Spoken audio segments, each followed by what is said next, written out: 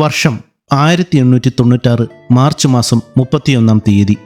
അതിശക്തമായ ശിശിരത്തിൽ മരവിച്ച് കിടക്കുന്ന ഇംഗ്ലണ്ടിലെ ചെൽട്ടൻഹാം ടൗൺ. നേരം സന്ധ്യയായി തുടങ്ങിയിരിക്കുന്നു. റാന്തൽ വിളക്കുകൾ തെളിഞ്ഞു നിൽക്കുന്ന വഴികളിൽ കൂടി അങ്ങിങ്ങായി കുതിരവണ്ടികൾ ആളുകളെയും വഹിച്ചുകൊണ്ട് പോകുന്നുണ്ട്. വഴിക്കിരുവശവും സ്ട്രോ ഹാറ്റും കമ്പിളി വസ്ത്രങ്ങളും കയ്യൂറുകളും ധരിച്ച ആളുകൾ അങ്ങോട്ടും ഇങ്ങോട്ടും നടന്നു പോകുന്നുണ്ട്. യന്ത്രങ്ങളുടെ നിലയ്ക്കാത്ത ശബ്ദങ്ങൾ ദൂരെ നിന്നും കേൾക്കാൻ കഴിയുന്നുണ്ട്. പുകപടലങ്ങൾ ചിമ്മിനിക്കുഴലിൽ നിന്നും രക്ഷപ്പെട്ട് കാറ്റിനൊപ്പം യാത്രയാകുന്നുണ്ട്. അതെ, വ്യവസായവൽക്കരണം അതിന് പരമാവധി സാധ്യമായ വേഗതയിൽ കുതിച്ചുകൊണ്ടിരിക്കുകയാണ്. ഈ തിരക്കുകൾക്കിടയിൽ കൂടി രണ്ട് സ്ത്രീകൾ, അമേലിയ ഡയറും എവലിന മെർമോണും, തമ്മിൽ സംസാരിച്ചുകൊണ്ട് ചെൽട്ടൻഹാം റെയിൽവേ സ്റ്റേഷൻ ലക്ഷ്യമാക്കി നടന്നു പോകുന്നുണ്ട്. 25 വയസ്സുകാരിയായ എവലിന മെർമോൺ ജനിച്ചിട്ട് ആഴ്ചകൾ മാത്രം പ്രായമായ തൻ്റെ മകൾ ഡോറിസിനെ ബേബി ലിനൻ തുണിയിൽ പൊതിഞ്ഞ് മഞ്ഞു പെയ്യുന്നത് കൊള്ളാതെ നെഞ്ചോട് ചേർത്ത് പിടിച്ചിട്ടുണ്ട്.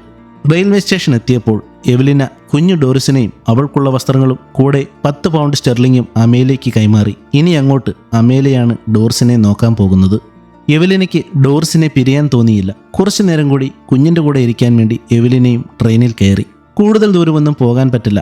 അടുത്ത നഗരമായ ഗ്ലോസ്റ്റർ വരെ പോകാൻ കഴിയൂ. പോകുന്ന വഴിയിൽ എവലിന ഒരിക്കൽ കൂടി ഡോറിസിനെ മുലയൂട്ടി. ഗ്ലോസ്റ്റർ എത്തിയപ്പോൾ അമേലിയയുടെ ആശ്വാസവാക്കുകളും കേട്ട് മനസ്സില്ലാ മനസ്സോടുകൂടി തൻ്റെ വിധിയെ പഴിച്ചുകൊണ്ട് ഡോറിസിനെ അമേലിയയുടെ കയ്യിലേൽപ്പിച്ച് എവലിന തിരികെ യാത്രയായി. എങ്കിലും എവലിനയുടെ ഉള്ളിൽ ചെറിയൊരു ആശ്വാസമുണ്ടായിരുന്നു. അടുത്ത ആഴ്ച അമേലിയയുടെ റീഡിങ്ങിലെ വീട്ടിൽ പോയി കുഞ്ഞിനെ കാണാൻ പറ്റുമല്ലോ.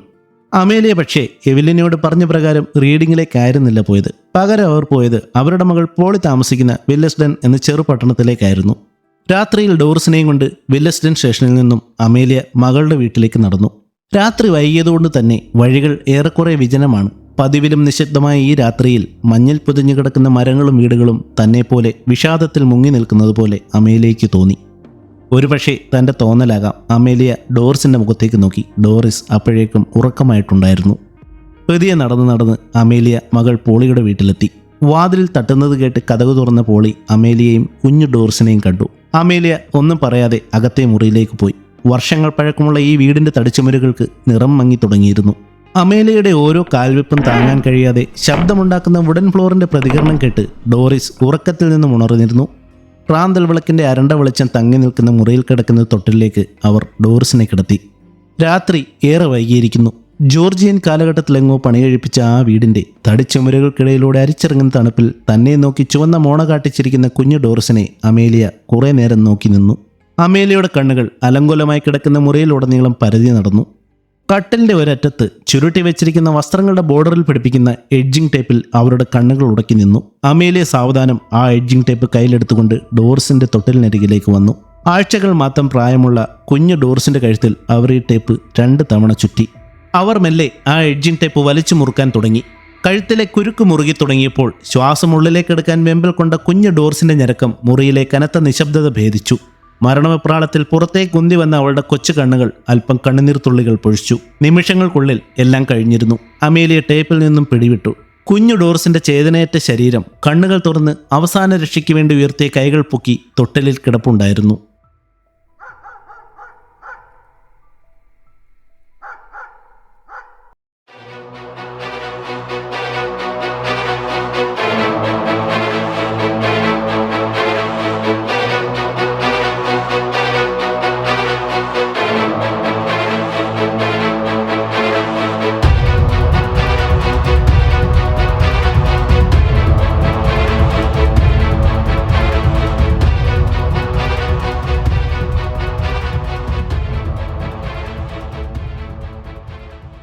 ബ്രിട്ടനിലെ ബ്രിസ്റ്റോൾ നഗരത്തിനടുത്തുള്ള പൈൽമാർഷ് എന്ന കൊച്ചു ഗ്രാമം. തുകൽ ചെരുപ്പുകളും ഷൂകളുമൊക്കെ ഉണ്ടാക്കി വിൽക്കുന്നതിൽ വിദഗ്ധനായ സ്വാമ്യൽ ഹോബ്ലെ ഭാര്യ സാറയും 4 മക്കളുമായി ജീവിച്ചു വന്നിരുന്നു. അങ്ങനെ വർഷം 1837 ഹോബ്ലെ ദമ്പതികൾക്ക് ഒരു കുഞ്ഞുകൂടി ജനിച്ചു. അവൾക്കവർ അമേലിയ എന്ന് പേരിട്ടു. അങ്ങനെ ഇരിക്കെ ആ കുടുംബത്തിന്റെ സമാധാനപരമായ ജീവിതത്തിന്റെ രസചരടുകൾ പൊട്ടാൻ തുടങ്ങിയിരുന്നു. അപ്രതീക്ഷിതമായി സാറ ഹോബ്ലെക്ക് ടൈഫസ് പിടിപെട്ടു. രോഗം വന്ന് കിടപ്പിലായ ഇവരുടെ മാനസിക നില നശിക്കാൻ തുടങ്ങിയിരുന്നു. അമ്മയ്ക്കിടയ്ക്കിടെ വന്നിരുന്ന ഫിറ്റ്സ് അമേലിയെ ഭയപ്പെടുത്തിയിരുന്നു. മാനസിക നില കയ്യിൽ നിൽക്കാതെ വലഞ്ഞിരുന്ന സാറാ ഹോബ്ലെയിൽ അമേലിയ മാതൃത്വം കണ്ടെത്താൻ നന്നേ ബുദ്ധിമുട്ടിയിരുന്നു. ഇതിനിടയ്ക്ക് 1841 അമേലിയയ്ക്ക് 6 വയസ്സുള്ളപ്പോൾ അവളുടെ സഹോദരി സാറാൻ മരണപ്പെട്ടു. അതിനുശേഷം സാറാ ഹോബ്ലെ 1845 വീണ്ടും ഒരു പെൺകുഞ്ഞിന് ജന്മം നൽകി. ഈ കുഞ്ഞിന് അവർ മരണപ്പെട്ടു പോയ കുഞ്ഞിന്റെ പേരായ സാറ ആൻ എന്ന പേര് തന്നെ നൽകി. നിർഭാഗ്യവശാൽ മാസങ്ങൾക്കുള്ളിൽ ഈ കുഞ്ഞും മരണപ്പെട്ടു. ഇതോടുകൂടി സാറ ഹോബ്ലെ മാനസികമായി കൂടുതൽ തളർന്നുപോയി. അമേലിയയുടെ വലിയ സഹോദരങ്ങൾ അവരുടെ ജീവിതവുമായി പൊരുത്തപ്പെട്ടു പോയിരുന്നു. പിതാവ് സാമുവൽ ഹോബ്ലെ അയാളുടെ ജീവിത തിരക്കുകളുമായി മുന്നോട്ട് പോകുന്നു. പയൽ മാർഷിലെ വീട്ടിൽ അമ്മയുടെ സ്ഥിരതയില്ലാത്ത മാനസിക ശാരീരിക അവസ്ഥകളുമായി അമേലിയെ പൊരുത്തപ്പെടാൻ പഠിച്ചിരുന്നു. പക്ഷേ നിർഭാഗ്യം അമേലിയെ വീണ്ടും പിന്തുടർന്നു. 1848 അവൾക്ക് 11 വയസ്സുള്ളപ്പോൾ അവളുടെ അമ്മ മരണത്തിന് കീഴടങ്ങി. അമ്മയുടെ മരണശേഷം വീട്ടിൽ ഒറ്റയ്ക്കായി പോയ അമേലിയയെ അവളുടെ പിതാവ് ഒരു ആന്റിയുടെ വീട്ടിൽ കൊണ്ടു നിർത്തി. കുറച്ചുനാൾ അവിടെ നിന്നതിന് ശേഷം അവൾ ഒരു വസ്ത്രനിർമ്മാണശാലയിൽ ജോലിക്ക് കയറി. അങ്ങനെയിരിക്കെ 1859 അവൾക്ക് 22 വയസ്സുള്ളപ്പോൾ അവളുടെ പിതാവ് മരണപ്പെട്ടു. അച്ഛന്റെ മരണശേഷം അവളുടെ സഹോദരൻ അച്ഛന്റെ ജോലി ഏറ്റെടുത്തു. സഹോദരങ്ങളുമായി വലിയ അടുപ്പമില്ലാതിരുന്ന അമേലിയ വീട് വിട്ടിറങ്ങി ഒറ്റയ്ക്ക് താമസിക്കാൻ തുടങ്ങി. ഇതിനിടയിൽ അമേലിയയ്ക്ക് ഒരു സ്നേഹബന്ധമുണ്ടായി. 59 വയസ്സുള്ള ജോർജ് തോമസ് എന്ന ആളായിരുന്നു അമേലിയയുടെ കാമുകൻ. അങ്ങനെ 1861 അമേലിയയും ജോർജ് തോമസും തമ്മിൽ വിവാഹിതരായി. അന്നത്തെ ആളുകളുടെ കുറ്റപ്പെടുത്തലുകളിൽ നിന്ന് രക്ഷപ്പെടാൻ വേണ്ടി അമേലിയ വിവാഹ സമയത്ത് 6 വയസ്സ് കൂട്ടിയും ജോർജ് തോമസ് 11 വയസ്സ് കുറച്ചുമായിരുന്നു രേഖകളിൽ കാണിച്ചിരുന്നത്. വിവാഹത്തിന് ശേഷം സ്വന്തമായി ജോലി ചെയ്യണമെന്ന് അമേലിയയ്ക്ക് ആഗ്രഹമുണ്ടായി. ഭർത്താവിന്റെ സുഹൃത്തായ എലൻഡൈൻ എന്ന നേഴ്സിനെ അമേലിയ ഇതിനായി സമീപിച്ചു. ഏറെ കഴിയാതെ അമേലിയ ഇവരുടെ കീഴിൽ പരിശീലനം തുടങ്ങി. എലൻഡൈൻ പക്ഷേ ഹോസ്പിറ്റലിൽ വർക്ക് ചെയ്യുന്ന ഒരു നേഴ്സൊന്നും ആയിരുന്നില്ല. പകരം അവരവരുടെ വീട്ടിൽ തന്നെ വിവാഹം ചെയ്യാതെ ഗർഭിണികളായ സ്ത്രീകൾക്ക് താമസിക്കാൻ സൗകര്യം കൊടുക്കുകയും പിന്നീടുണ്ടാവുന്ന കുട്ടികളെ പണം വാങ്ങി ബേബി കെയർ ചെയ്യുകയും ചെയ്യുന്ന ഒരു നേഴ്സായിരുന്നു. ഇങ്ങനെ കുഞ്ഞുങ്ങളെ നോക്കുന്നതിന് അക്കാലത്ത് ബേബി ഫാമിംഗ് എന്നായിരുന്നു അറിയപ്പെട്ടിരുന്നത്. ബ്രിട്ടനിലെ വിക്ടോറിയൻ കാലഘട്ടം കല്യാണം കഴിക്കാതെ ഗർഭിണികളാകുന്ന സ്ത്രീകളെ സംബന്ധിച്ച് വലിയ വിവേചനം നേരിടുന്ന കാലഘട്ടമായിരുന്നു. വിവാഹം കഴിക്കാത്ത സ്ത്രീകളായതുകൊണ്ട് തന്നെ ഈ കുഞ്ഞുങ്ങളുടെ പിതാക്കന്മാർക്ക് അന്ന് നിയമപരമായി യാതൊരു ബാധ്യതയും ഉണ്ടായിരുന്നില്ല. അതുകൊണ്ട് തന്നെ അന്നത്തെ യാഥാസ്ഥിക സമൂഹത്തിൽ ജീവിച്ച കൂടുതൽ സ്ത്രീകളും കുട്ടികളെ ഒറ്റയ്ക്ക് വളർത്താൻ കഴിയാതെ സമൂഹത്തിൽ നിന്നുണ്ടാവുന്ന അപമാനവും ഭയന്ന് അവർക്കുണ്ടാവുന്ന കുട്ടികളെ ഒരു സംഖ്യ ഒറ്റത്തവണ ഫീസ് അല്ലെങ്കിൽ മാസം തോറും ഫീസ് കൊടുത്തുകൊണ്ട് ബേബി ഫാമിംഗ് എന്ന സെറ്റപ്പിലേക്ക് കൊടുക്കുമായിരുന്നു. പക്ഷേ ഭൂരിപക്ഷം പേരും അപമാനം ഭയന്ന് പിന്നീട് ഒരിക്കലും തങ്ങളുടെ കുഞ്ഞുങ്ങളെ തേടി വന്നിരുന്നുമില്ല. അതുകൊണ്ട് തന്നെ ഇത്തരം കുട്ടികളുടെ ജീവനും സുരക്ഷയും എല്ലാം തുലാസിലായിരുന്നു അന്നത്തെ സമയങ്ങളിൽ. എലൻഡൈന്റെ കോഡ് നിന്ന് അമേലിയ ഈ ബിസിനസിന്റെ എല്ലാ സാധ്യതകളും പഠിച്ചെടുത്തിരുന്നു. എങ്കിലും അമേരിക്കയിലേക്ക് കുടിയേറാൻ തീരുമാനിച്ചതിനാൽ എലൻഡൈൻ ഈ ബിസിനസ് കൂടുതൽ ചെയ്യാൻ മെനക്കെട്ടില്ല. എലൻഡൈൻ പോയതോടുകൂടി അമേലിയ ബേബി ഫാമിംഗ് ഒറ്റയ്ക്ക് നടത്താൻ തീരുമാനിച്ചു. പിന്നീട് വൈകിയില്ല, പത്രങ്ങളിൽ ഒരു പരസ്യം പ്രത്യക്ഷപ്പെടാൻ തുടങ്ങി.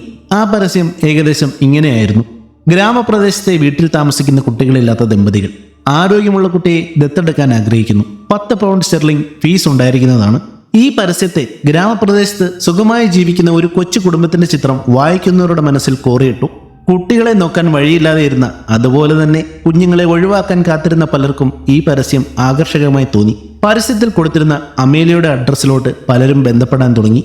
തന്നെ കാണാൻ വരുന്ന അമ്മമാരോട് അമേലിയ സ്വയം വിശേഷിപ്പിച്ചിരുന്നത് മിസ്സിസ് തോമസ് എന്നായിരുന്നു. ഇത് വേറെ ഒന്നിനുമായിരുന്നില്ല, വരുന്നവർക്ക് അവരെ പറ്റി വളരെ മാന്യമായി ജീവിക്കുന്ന ഒരു ഫാമിലിയാണെന്ന് ഇമേജ് കൊടുക്കാൻ വേണ്ടി മാത്രമായിരുന്നു അത്. നിരവധി സ്ത്രീകൾ അമേലിയയെ തേടി വന്നു. നെഞ്ചോട് ചേർന്ന് കിടന്നുറങ്ങിയിരുന്ന കുഞ്ഞുങ്ങളെ മനസ്സില്ലാ മനസ്സോടുകൂടി തങ്ങളുടെ ദുർവിധിയെ ശപിച്ചുകൊണ്ട് പാവം അമ്മമാർ കുഞ്ഞുങ്ങളെ മാറിൽ നിന്നും വളർത്തിയെടുത്ത് അമേലിയ ഡയറിന്റെ കയ്യിലോട്ട് കൈമാറി. കൂടെ അവർക്ക് വേണ്ടുന്ന വസ്ത്രങ്ങളും പരസ്യത്തിൽ പറഞ്ഞ ഫീസും അവർ കൊടുത്തു. നിങ്ങൾ ഒന്നുകൊണ്ടും വിഷമിക്കണ്ട, കുഞ്ഞുങ്ങൾ എന്റെ കൂടെ സുരക്ഷിതരായി സന്തോഷത്തോടെ വളരുമെന്നുമുള്ള അമേലിയയുടെ ഉറപ്പിന്മേൽ ഓരോ അമ്മമാരും ആശ്വാസം കണ്ടെത്തി. കുറേയേറെ കുട്ടികൾ ഇപ്പോൾ ഇവരുടെ വീട്ടിലുണ്ട്. കൊച്ചു കുഞ്ഞുങ്ങളുടെ ചിരിയും കരച്ചിലും ഒക്കെ കൊണ്ട് നിറഞ്ഞു നിൽക്കേണ്ട ആ വീട്ടിൽ പക്ഷേ തളം കെട്ടി നിന്നത് അതിഭീകരമായ ശ്മശാന മൂകതയായിരുന്നു.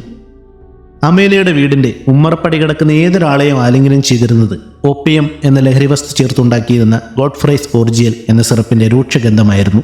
ആ വീട്ടിനകത്ത് നോക്കിയാൽ അനേകം തൊട്ടിലുകൾ കാണാൻ കഴിയും.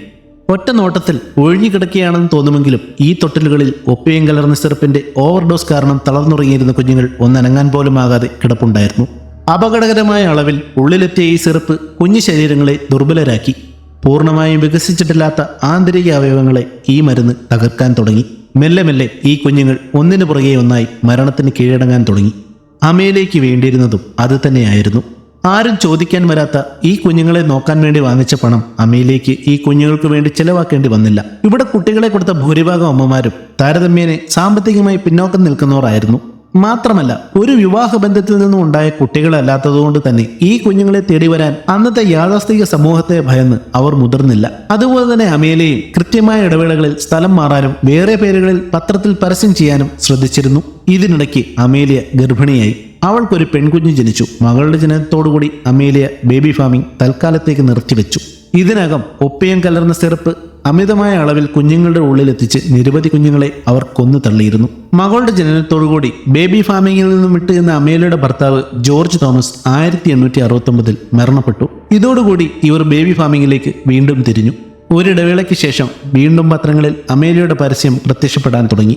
അമ്മമാർ കുഞ്ഞുങ്ങളുമായി ഇവരെ തേടി വരാൻ തുടങ്ങി. ഇതിനിടയ്ക്ക് 1872 ഇവർ വീണ്ടും ഒരു വിവാഹം കഴിച്ചു. വില്യം ഡയർ എന്നയാളെയായിരുന്നു ഇവർ വിവാഹം കഴിച്ചത്. ഈ ബന്ധത്തിൽ ഇവർക്ക് 2 കുട്ടികൾ ജനിച്ചിരുന്നു. പോളി എന്ന് പിന്നീട് വിളിക്കപ്പെട്ട മേരിയാനും വില്യം സാമുവേലും. ഈ തവണ അമേലിയ കുട്ടികളെ ഉറക്കിക്കിടത്താൻ വേണ്ടിയുള്ള മരുന്ന് വാങ്ങിക്കുന്നതൊക്കെ ഒരു അധിക ചിലവായി കണ്ടു. കുട്ടികൾ എത്രയും വേഗം മരണപ്പെടുന്നതാണ് നല്ലത് എന്ന് അവർക്ക് തോന്നി. കൂടുതൽ ദിവസം കുഞ്ഞുങ്ങൾ തൻ്റെ കൂടെ നിന്നാൽ തനിക്ക് കൂടുതൽ ചിലവ് വരും. അതുകൊണ്ട് തന്നെ അമ്മമാർ കൊടുക്കുന്ന പണം ചിലവായി പോകാതെയിരിക്കാൻ അവർ കുട്ടികളെ വീട്ടിലെത്തിച്ചാലുടൻ ശ്വാസം മുട്ടിച്ച് കൊല്ലാൻ തുടങ്ങി. അങ്ങനെ കാലങ്ങൾ കടന്നുപോയിക്കൊണ്ടിരുന്നു. അമേലിയ കൊലപാതകങ്ങൾ ചെയ്തുകൊണ്ടുമിരുന്നു. വർഷം 1879. ഇവിടെ അമേലിയ ഒരു അതിബുദ്ധി കാണിച്ചു. കുഞ്ഞുങ്ങളുടെ മരണം സ്വാഭാവികമായി ഉണ്ടാകുന്നതാണെന്ന് എല്ലാവരെയും ബോധ്യപ്പെടുത്താൻ വേണ്ടി അവർ കുറെ കുഞ്ഞുങ്ങളുടെ മരണ സർട്ടിഫിക്കറ്റ് തരപ്പെടുത്താൻ വേണ്ടി ഒരു ഡോക്ടറെ സമീപിക്കാൻ തുടങ്ങി. പോകെ ഇവരുടെ സ്ഥാപനത്തിൽ മാത്രം വർദ്ധിച്ചു വരുന്ന ശിശുമരണങ്ങളുടെ എണ്ണത്തിൽ ഡോക്ടറിന് സംശയം തോന്നുകയും ഡോക്ടർ ഇത് പോലീസിൽ അറിയിക്കുകയും ചെയ്തു. നിർഭാഗ്യവശാൽ അപ്പോഴും ഇവരുടെ ശ്രദ്ധയില്ലായ്മയ്ക്കായിരുന്നു പോലീസ് നടപടിയെടുത്തത്. ഇവരിലെ കൊലപാതകയെ തിരിച്ചറിയാൻ അവർക്ക് കഴിഞ്ഞിരുന്നില്ല. ശ്രദ്ധയില്ലാതെ കുഞ്ഞുങ്ങളെ കൈകാര്യം ചെയ്തതിന് അമേലിയയെ കോടതി 6 മാസം കഠിന തടവിന് ശിക്ഷിച്ചു. ബ്രിട്ടനിലെ വളരെ മോശം സാഹചര്യത്തിലുള്ള ജയിലിൽ കഴിഞ്ഞ ഈ 6 മാസം കൊണ്ട് അവർ മാനസികമായി തകർന്നു പോയിരുന്നു. ജയിലിൽ നിന്നും അമേലിയ പുറത്തു വന്നത് പകുതി മാനസിക രോഗിയായിട്ടായിരുന്നു. ഇവർ മാനസികാരോഗ്യം വീണ്ടെടുക്കാൻ ചികിത്സ തേടിയെങ്കിലും ഇവരുടെ സ്ഥിരമായ മദ്യപാനവും ഒപ്പിയത്തിന്റെ ഉപയോഗവും കാരണം ഇവർക്ക് വലിയ പുരോഗതിയൊന്നും ഉണ്ടായില്ല. എങ്കിലും ഇവർ ബേബി ഫാമിംഗ് വീണ്ടും തുടങ്ങാൻ തീരുമാനിച്ചു. അങ്ങനെ 1890 ഒരു ദിവസം ഇവർക്കൊരു കുട്ടിയെ നോക്കാൻ കൊടുത്ത സ്ത്രീ വീണ്ടും അവരുടെ കുഞ്ഞിനെ കാണാൻ വന്നു. അമേലിയ ഉടനെ അവർക്ക് കുഞ്ഞിനെ ഇവരുടെ കയ്യിൽ കൊണ്ടു കൊടുത്തു. പക്ഷേ കുഞ്ഞിനെ കയ്യിൽ വാങ്ങി നോക്കിയപ്പോൾ അമ്മയ്ക്കൊരു സംശയം തോന്നി. കുഞ്ഞിന്റെ അരയിലുള്ള മറുക് തപ്പി നോക്കിയപ്പോൾ അത് അവരുടെ കുഞ്ഞല്ല എന്നവർക്ക് മനസ്സിലായി. ഇതൊരു വലിയ പ്രശ്നത്തിന് വഴിവെച്ചു. അമേലിയയ്ക്ക് സത്യത്തിൽ അവരുടെ കയ്യിൽ ഏൽപ്പിക്കപ്പെടുന്ന കുഞ്ഞുങ്ങളെക്കുറിച്ച് യാതൊരു ധാരണയും ഉണ്ടായിരുന്നില്ല. പിന്നീട് ഇവരുടെ കുഞ്ഞിനെ ഇവർക്ക് കാണിക്കാൻ കഴിഞ്ഞുവെങ്കിലും അമേലിയയ്ക്ക് ഈ സംഭവം മനസ്സിൽ പേടി ഉണ്ടാക്കാൻ തുടങ്ങി. ഈ ഒരു ഭയം കാരണം ഇവർ കുഞ്ഞുങ്ങളെ ഉറക്കാൻ ഉപയോഗിക്കുന്ന 2 കുപ്പി ഗോഡ്ഫ്രൈസ് കോർജിയൽ എടുത്ത് കുടിച്ച് ആത്മഹത്യയ്ക്ക് ശ്രമിച്ചു. പക്ഷേ ഇവരുടെ സ്ഥിരമായുള്ള ഒപ്പിയത്തിന്റെ ഉപയോഗം കാരണം ഇവർക്ക് ഇവരുടെ ശരീരത്തിൽ ഒപ്പിയത്തിനോടുള്ള സ്വാഭാവിക പ്രതിരോധം കൈവന്നതിനാൽ ഈ ആത്മഹത്യാശ്രമം വിജയിച്ചില്ല. മരണത്തിൽ നിന്നും രക്ഷപ്പെട്ട് കുറച്ചു ദിവസങ്ങൾക്ക് ശേഷം കൂടുതൽ കുട്ടികളെ ഏറ്റെടുത്തുകൊണ്ട് അമേലിയ ഡയർ തന്റെ ക്രൂരമായ ജോലിയിലേക്ക് മടങ്ങി വന്നു. ഈ തവണ മരണങ്ങളുടെ രേഖകളൊന്നും ഉണ്ടാകാതിരിക്കാൻ വേണ്ടി ഒരു ഡോക്ടർമാരിൽ നിന്നും മരണ സർട്ടിഫിക്കറ്റ് വാങ്ങേണ്ടതില്ലെന്ന് അവർ തീരുമാനിച്ചു. പകരം കുട്ടികളുടെ മൃതദേഹം അവൾ തന്നെ സംസ്കരിക്കാൻ തുടങ്ങി. അങ്ങനെയിരിക്കെ 1896 മാർച്ച് 31 ഇംഗ്ലണ്ടിലെ റീഡിംഗിൽ താമസിക്കുമ്പോൾ എവലിന മർമോൺ എന്ന സ്ത്രീ ഡോറിസ് എന്നു പേരുള്ള തന്റെ കുഞ്ഞിനെ അമേലിയയുടെ സംരക്ഷണത്തിൽ ഏൽപ്പിച്ചു. എന്നാൽ അമേലിയ കുഞ്ഞിനെ റീഡിംഗിലേക്കല്ല കൊണ്ടുപോയത്. പകരം തൻ്റെ മകൾ പോളിയുടെ വീട്ടിലേക്കാണ് കൊണ്ടുപോയത്. അവിടെ വെച്ച് അവർ കുഞ്ഞ് ഡോറിസിനെ കഴുത്തു ഞെരിച്ചു കൊന്നുകളഞ്ഞു. അടുത്ത ദിവസം അമേലിയയ്ക്ക് ഹാരി സിമൺസ് എന്ന 13 മാസം പ്രായമുള്ള മറ്റൊരു കുട്ടിയെ ലഭിച്ചു. തലേന്ന് ഡോറിസിനെ കൊന്നപോലെ ഈ കുഞ്ഞിനെയും അവർ കൊന്നുകളഞ്ഞു. ഈ 2 പിഞ്ചു കുഞ്ഞുങ്ങളുടെയും മൃതശരീരങ്ങളുടെ കൂടെ ഭാരമുള്ള കല്ലുകൾ വെച്ച് ഇവർ നാപ്കിൻ തുണിയിൽ പൊതിഞ്ഞു കെട്ടി ഒരു ബാഗിലാക്കി. അതിനുശേഷം അമേലിയ അവളുടെ വീട്ടിലേക്ക് പോകുന്ന വഴിയിൽ ട്രെയിനിൽ നിന്നും ഈ ബാഗ് തേംസ് നദിയിലേക്ക് എറിഞ്ഞു കളഞ്ഞു. ഈ സമയങ്ങളിൽ അവരുടെ സ്ഥിരം രീതിയായിരുന്നു ഇത്. പക്ഷേ ഈ സംഭവങ്ങൾ നടക്കുന്നതിന് 2 ദിവസം മുൻപേ തേംസ് നദിയിൽ കൂടി വള്ളം തുഴഞ്ഞു പോകുന്ന ഒരാൾക്ക് വെള്ളത്തിൽ പൊങ്ങിക്കിടക്കുന്ന നിലയിൽ ഒരു വലിയ പൊതിക്കെട്ട് കിട്ടി.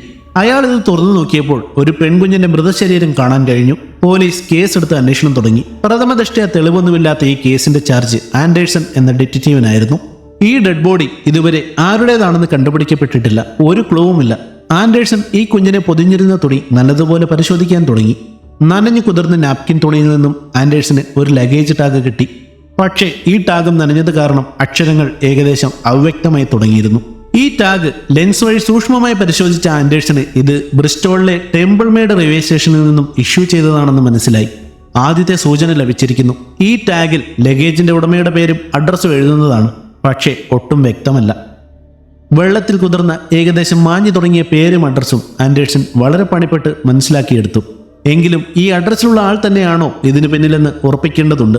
1896 ഏപ്രിൽ 4 ഇംഗ്ലണ്ടിലെ റീഡിംഗ് എന്ന സ്ഥലത്ത് കെന്നിങ്സ്റ്റൺ റോഡിനടുത്തുള്ള തന്റെ വീട്ടിൽ അമേലിയ തന്നെ കാണാൻ കുഞ്ഞിനെയും കൊണ്ട് വരാമെന്ന് പറഞ്ഞ ഒരു സ്ത്രീയെ കാത്തിരിക്കുന്നുണ്ട്. നേരത്തെ പറഞ്ഞുറപ്പിച്ചിരുന്ന സമയത്ത് തന്നെ ആ യുവതി അമേലിയെ തേടിയെത്തി. പക്ഷേ അവർ ഒറ്റയ്ക്കായിരുന്നു അപ്പോൾ വന്നത്. കുട്ടിയെ നോക്കുന്നതിനുള്ള നിബന്ധനകളെല്ലാം പരസ്പരം അവർ തമ്മിൽ സംസാരിച്ചു. കുറച്ചു നേരത്തെ സംസാരത്തിന് ശേഷം കുഞ്ഞിനെയും കൊണ്ട് നാളെ വരാമെന്ന് പറഞ്ഞ് ആ സ്ത്രീ യാത്രയായി. അവർ പോകുന്നത് സന്തോഷത്തോടെ നോക്കിയെന്ന അമേലിയ വീട്ടിനകത്തേക്ക് കയറിപ്പോയി. പക്ഷേ ഇപ്പോൾ ഇവിടെ നിന്നും പോയ ആ യുവതിയെ കാത്ത് ആൻഡേഴ്സണും സംഘവും കുറച്ചകലം മാറി നിൽപ്പുണ്ടായിരുന്നു. അമേലിയയുടെ അഡ്രസ്സും പ്രവൃത്തികളും നേരിട്ട് കണ്ടുറപ്പിക്കാൻ വേണ്ടി ഈ യുവതിയെ ഇങ്ങോട്ടയച്ചത് ആൻഡേഴ്സൺ തന്നെയായിരുന്നു. ഏറെ താമസിച്ചില്ല. കഥകിൽ ആരോ തട്ടുന്നത് കേട്ട് അമേലിയ വാതിൽ തുറന്നു. ഉടനടി പോലീസുകാർ അമേലിയയുടെ വീട് റെയ്ഡ് ചെയ്തു. ഈ വീട്ടിൽ നിന്നും ഒരു കുഞ്ഞിനെയും ജീവനോടെയോ അല്ലാതെയോ ഇവർക്ക് കണ്ടെത്താൻ കഴിഞ്ഞില്ല. എങ്കിലും ആ വീട്ടിൽ മനുഷ്യ ശരീരം അഴുകിയതിന്റെ ഗന്ധം തങ്ങി നിൽക്കുന്നുണ്ടായിരുന്നു. മാത്രമല്ല, കുഞ്ഞുങ്ങളെ ഏറ്റെടുക്കുന്നത് സംബന്ധിച്ച ഒരുപാട് ടെലിഗ്രാം സന്ദേശങ്ങളും കുഞ്ഞുങ്ങളുടെ വസ്ത്രങ്ങൾ പണയം വെച്ചതിന്റെ രേഖകളും അതുപോലെ തന്നെ പത്രങ്ങളിൽ പരസ്യം കൊടുത്തതിന്റെ റെസിപ്റ്റുമൊക്കെ പോലീസിന് കണ്ടെത്താൻ കഴിഞ്ഞു. അന്ന് തന്നെ അമേലിയയും അവരുടെ മരുമകനും അറസ്റ്റിലായി. തേംസ് നദി വീണ്ടും പോലീസ് പരിശോധിച്ചു. ഇവിടെ നിന്നും ഡോറിസിന്റെയും ഹാരിയുടെയും അടക്കം 6 മൃതദേഹങ്ങൾ കൂടി അവർ കണ്ടെത്തി. തന്റെ പ്രിയപ്പെട്ട കുഞ്ഞിനെ അമേലിയയ്ക്ക് കൈമാറി 11 ദിവസങ്ങൾക്ക് ശേഷം എവലിനിക്ക് ആ കുഞ്ഞിന്റെ മൃതശരീരത്തിന്റെ അവശിഷ്ടങ്ങൾ ഹൃദയം നുറുങ്ങുന്ന വേദനയോടുകൂടി തിരിച്ചറിയേണ്ടി വന്നു. താൻ തന്നെയാണ് എല്ലാം ചെയ്തതെന്നും തന്റെ മകൾക്കോ മകളുടെ ഭർത്താവിനോ ഇതിൽ യാതൊരുവിധ പങ്കുമില്ലെന്ന് അമേലിയ കുറ്റസമ്മതത്തിൽ എഴുതി കൊടുത്തു. അതുകൊണ്ടും കൂടാതെ പ്രത്യക്ഷത്തിൽ അവരുടെ മരുമകന്റെ മുകളിൽ കുറ്റം ആരോപിക്കാൻ തക്ക തെളിവുകളൊന്നും ഇല്ലാത്തതുകൊണ്ടും മരുമകനെ കോടതി വെറുതെ വിട്ടു. 30 വർഷത്തെ ബേബി ഫാമിംഗ് എന്ന നീചമായ ബിസിനസ്സിൽ നിന്നും അമേലിയ 400-ൽ കൂടുതൽ കുഞ്ഞുങ്ങളെ കൊന്നുകളഞ്ഞിട്ടുണ്ടാകാമെന്ന് പോലീസ് വിലയിരുത്തി. 1896 മെയ് 22-ാം തീയതി കോടതി അമേലിയെ വധശിക്ഷയ്ക്ക് വിധിച്ചു. അതേ വർഷം ജൂൺ 10-ാം തീയതി രാവിലെ 9 മണിക്ക് ലണ്ടനിലെ ന്യൂഗേറ്റ് ജയിലിലെ തൂക്കുമരത്തിന് മുന്നിൽ വെച്ച് ആരാജർ ജെയിംസ് ബില്ലിംഗ്ടൺ അമേലിയ ഡയറിനോട് ചോദിച്ചു, അവസാനമായി എന്തെങ്കിലും പറയാനുണ്ടോ? I have nothing to say എന്ന് നിസ്സംഗമായി അമേലിയ മറുപടി കൊടുത്തു. ഈ വാക്കുകൾ കേട്ടതോടുകൂടി ആരാജർ തന്റെ കർമ്മം നിർവഹിച്ചു. അമേലിയ ഡയറിന്റെ കേസിന് ഇംഗ്ലണ്ടിൽ ഒരുപാട് വാർത്താ പ്രാധാന്യം കൈവന്നു. മരണശേഷം അമേലിയ റീഡിംഗിലെ രാക്ഷസി എന്നറിയപ്പെടാൻ തുടങ്ങി. അമേലിയയുടെ മരണശേഷം ബേബി ഫാമിംഗ് എന്ന സെറ്റപ്പുകൾ അധികാരികൾ കൂടുതൽ പരിശോധനകൾക്ക് വിധേയമാക്കുകയൊക്കെ ചെയ്തുവെങ്കിലും കൊച്ചു കുഞ്ഞുങ്ങളുടെ മേലുള്ള ഇത്തരം ചൂഷണങ്ങൾ ഗണ്യമായി കുറയ്ക്കാൻ ഇത്തരം പരിശോധനകൾക്ക് കഴിഞ്ഞിരുന്നില്ല. അമേലിയ തൂക്കിലേറ്റപ്പെട്ടിട്ട് 2 വർഷം കഴിഞ്ഞിരിക്കുന്നു.